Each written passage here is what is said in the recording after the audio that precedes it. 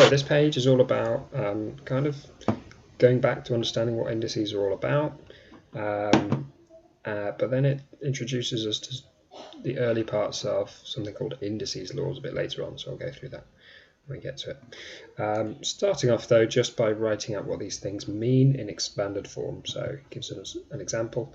This one, 9 squared, we should know means 9 times 9.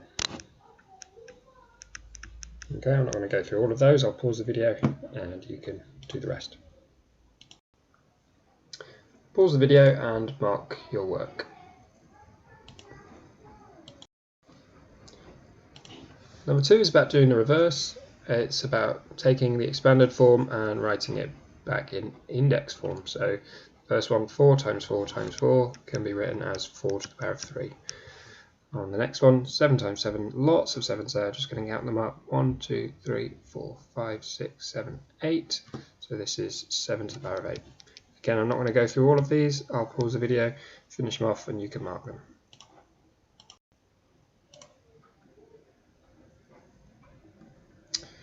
Okay, question 3 is where we first get introduced to indices laws. It says we need to write these as a single power of 2. So how do I combine these into a single power of 2? Well, using what we've just done above, actually, and just writing them out in expanded form should help us see how to do this. So 2 squared, this 2 squared here, is already 2 times 2. And the other 2 squared that we're timesing that by is also 2 times 2. And we're timesing them together. So if you look at what we've got all together, that would be 2 to the power of 4. So maybe think about what's happened to the powers to turn them into this 4. The next one should help us a little bit more. 2 squared is already 2 times 2. And we're timesing that by 2 cubed, which is 2 times 2 times 2. So we've ended up with 2 times 2 times 2 times 2 times 2. Or we could write that as 2 to the power of 5.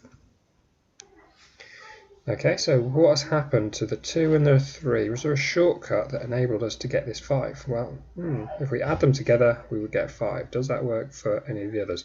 This would be 2 to the power of 6, so 6 2's all times in together. We then times by another 2 2's, so that would be 8 2's written out all together, so 2 to the power of 8. So yes, this rule about adding the powers together when we're timesing numbers of the same base is one that we can use to simplify. Okay, so on the next one, 2 to the power of 4 times 2 cubed, we would add the powers together and get 7, so this is 2 to the power of 7. Next one would be 2 to the power of 14. F looks like this number doesn't have a power, but in fact 2 itself is 2 to the power of 1.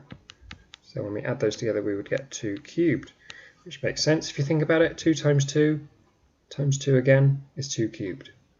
G, very similar.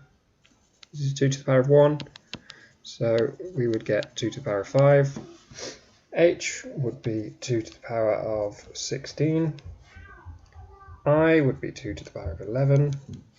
J would be 2 to the power of 9. K would be 2 to the power of 11. And on L, we would just keep adding these up. So we would do the 2 plus the 2 plus the 2 plus the 2. And this would be 2 to the power of 8. Okay. On question 4, we're doing the same thing, but it's powers of 5. But these have divisions rather than multiplications, so what can we do with these? Well, 5 to the power of 5 divided by 5 squared. Let me write that out in expanded form, show you what that would look like. It's going to have to be quite small, I'm afraid. So there's 5 to the power of 5. If I divide that by 5 squared, that's like that. Now when we have the same term on the top and bottom of our fractions, we can cancel out that common term. So we can cancel out a 5 there, and we can cancel out a 5 there. So what we're left with is just 5 times 5 times 5 in the numerator of this fraction. So the answer is just 5 cubed. Now is there a shortcut like on the question above that enables me to get from these powers to a 3? Well, if I do 5 take away 2, that would give me 3. Okay, and you can see that we did take away, here we had 5 of them, here we had 2 of them, and we took away the 2 common ones. So on this one we're going to do the same thing. We've got 8 take away 3, and that would give us 5. 9 take away 2 would give us 7. On D, that would be 5 squared. E looks like 5 doesn't have a power here. There's a 1 there. 3 take away 1 would give us 2, so 5 squared. 8 take away 1 would give us 7. G would be 5 to the power of 3. H would be 5 to the power of 6. I, now this one's a little bit different. We're doing 4 take away 8. Don't be tempted to do the bigger one, take away the smaller one. Just do what we've got. 4 take away 8 would be negative 4.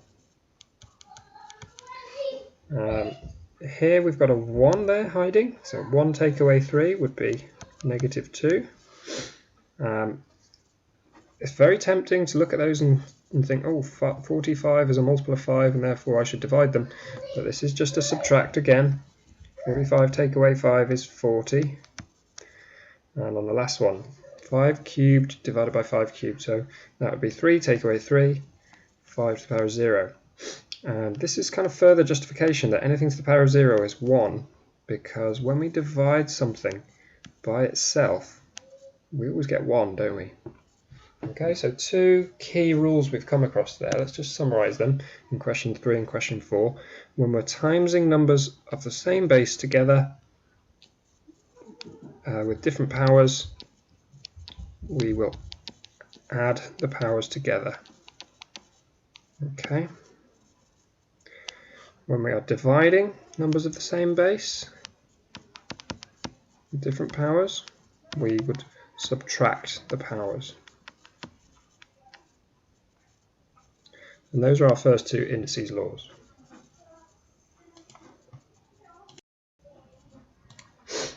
In question 5, we've now got numbers in a bracket that have a power and then also another power on the outside of the bracket. And the easiest way to introduce you to this index law is to simply write out what this power does to this thing inside the bracket. So I'm going to just ignore that that's a power for a second and just treat this as one thing. Now when I square something, I times it by itself. So this is the same as doing 8 to the power of 5 times 8 to the power of 5. And we can see from the first index law that we came across up here that when we're timesing together numbers, we add the powers. Okay, so this would be 8 to the power of 10. Now, was there a shorter way to get to 10? Well, what could I do with these numbers to get 10? I can times them together. Let's see whether that works for this one as well. So this would be 8 cubed times 8 cubed, because that's what squaring means. It means times it by itself. When we add the 2 3's together, we would get 8 to the power of 6. So yet again, we get what we would have done if we just times the powers here across the bracket. 8 to the power of 4 cubed means 8 to the power of 4 times 8 to the power of 4 times 8 to the power of 4. And when I add the 3 4's together, I would get 12. So I times the powers again. So I know this one's going to be 8 to the power of 20. This one's going to be 8 to the power of 18. This one's going to be 8 to the power of 21. And this one's going to be 8 to the power of 36. So when you get a bracket, something to a power in that bracket, and the bracket is raised to another power, the answer is those 2 powers multiplied together. And that's our third index law. Question 6. There's a combination of all the indices laws, just testing you on whether you can remember them. So on this first one, we're going to add these 2 powers together and get y to the power of 10. On part B, we are going to subtract the powers and get y to the power of 2, or y squared. C, we're going to subtract the powers again, because it's a division, so we're going to get y to the power of 4. On D, we're going to multiply these powers together and get y to the power of 15. On E, you've got to remember that there's a 1 there. We're going to subtract the powers and get y to the power of 6. F, we're going to subtract the powers and get y to the power of negative 4. G, we're going to multiply and get y to the power of 45. Okay. And then question 7, quite a nice one, involving letters. I mean, it's arguably algebra, where you've just got to figure out what number that was to make this true. So first let's do this bit on the bottom. Let's simplify this number on the bottom of the fraction. I could add these powers together since I'm timesing and get 5 to the power of 10. Now, I've now got a division. And I know that when I've got a division, I can subtract the powers. So if I do n take away 10, I get the answer 3. Don't really need to write that out to figure out what n is. N must have been 13.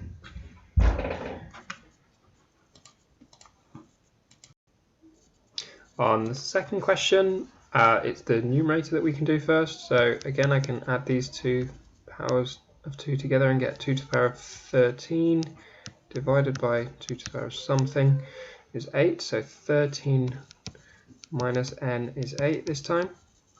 So n must be 5.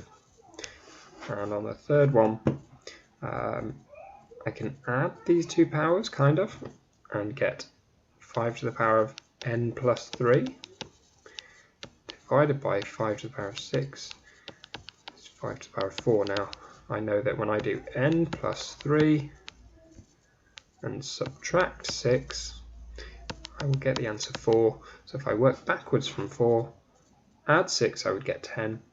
Take away 3, I would get 7. And on the last one, what is the value of this? Well, value means the actual answer. So 2 squared would be 4. Cubed, if I include that power there, I'll come to that in a minute. 10 cubed would be 1,000. I could then square that, or I could just do 10 to the power of 6. I'm going to do that. I know 4 cubed is 64, and I know 10 to the power of 6 is 1 million. So 64 times 1 million is 64 million.